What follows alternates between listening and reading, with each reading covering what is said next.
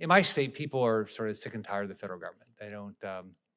There's not a lot of trust left in the federal government. They think it wasn't before, but with the pandemic, they just see this unbelievable waste. I've talked to people that say, we got money we weren't supposed to get, and they told us, just keep it. This stuff's crazy. I've been, from the day we looked at the CARES Act, I opposed the state and local bailouts because I didn't believe the revenues were going to go down that much. And I'd been a governor, and I knew where my tax base was going to be, and it wasn't going away. But it happened. I think the state and local bailouts total about $500 billion. $500 billion. I think the total revenue for under the state budgets, the collection by the states is about $1 trillion. So that's a lot of darn money. But here's some of the headlines. Biden administration to fund crack pipe distribution to advance racial equity out of state and local bailout money. That's one. Vaccine bonuses, aid to businesses, and a golf course. I thought the money was supposed to go over COVID and to save people's lives. Cities and states put $350 billion stimulus windfall to widely varied use. Flush with COVID-19 aid, schools stir funding to sports. That's interesting. Connecticut City used COVID relief funds to hire a marching band. Probably all like marching bands, but that doesn't seem smart. I've got a list, a mile long of different things, examples. Luxury hotels, golf courses, boathouse construction, aquarium maintenance, basketball hall of fame, art festivals, municipal anniversary celebrations, weed eaters, auto repairs, horse feed, sea urchin hatcheries, walkways at zoos, fire hydrants, and trash cans and swag bags. State and local bailout to save people's lives. Now, I try to think about how my voters think about this. So I think we've been in a rush, we went to a fast food place, and we ordered a meal through the darn line. We rushed out, we got our food, and we got on a highway, and we found out those darn French fries weren't there. It's sort of the way I think a lot of people think of the federal government now. They say, well, I'm willing to pay my taxes, but I'm not getting what I paid for. And then I also thought about we've all bought houses, right? And remember how we always hire those darn inspectors that cost us money, and we think we're gonna know what we got? And then afterwards we find that the pool doesn't work, and it was, they didn't check that. Or gosh, there's a leak in the roof. So you guys bust your butts, okay? I mean, you do. I mean, I like all your reports and everything. So put yourself in my position. I got the people in my state saying, why do we spend the money like this? You guys are trying to do your job. Why doesn't this work? First off, have you guys had the experience with a fast food place? Probably have, right? And houses, we all have. I just talked to a friend of mine that said she had no idea they didn't even check her pool, but she just bought a house. But what would your response be to people in Florida? Any of you? This fraud is just rampant. Yeah, look, I think this is something we've seen over and over again.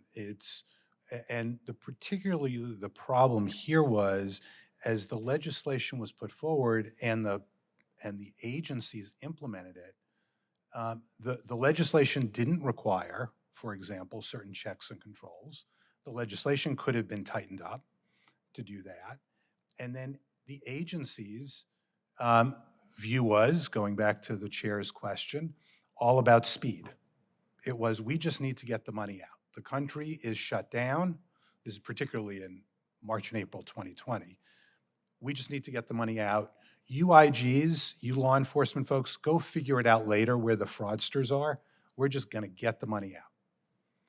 And that resulted in tens, hundreds of billions of dollars in fraud.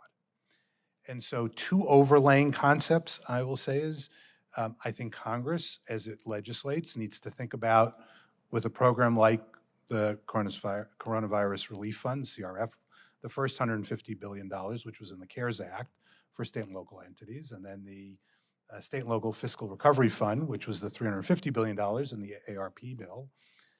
Both of those had very little parameters as to what they could be used for. And so they were lawfully used for certain things that people would ask the questions. Those don't seem tied to the pandemic. And so Congress can legislate better. And agencies certainly can do a much better job. We've written, all of us here, hundreds of recommendations, probably thousands at this point of recommendations on how the executive branch and agencies can do a better job in implementing these programs.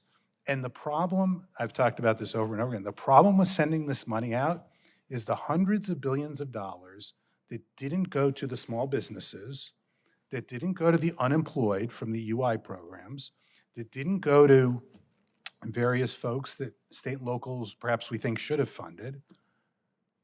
They didn't get the money. This wasn't an unlimited sum of money. It was a large sum of money, but it wasn't unlimited. So every dollar that went somewhere else didn't go to the people who really needed it, or the businesses that really needed it. Did you guys even have the power to look at the state and local bailout money? Yeah, we did.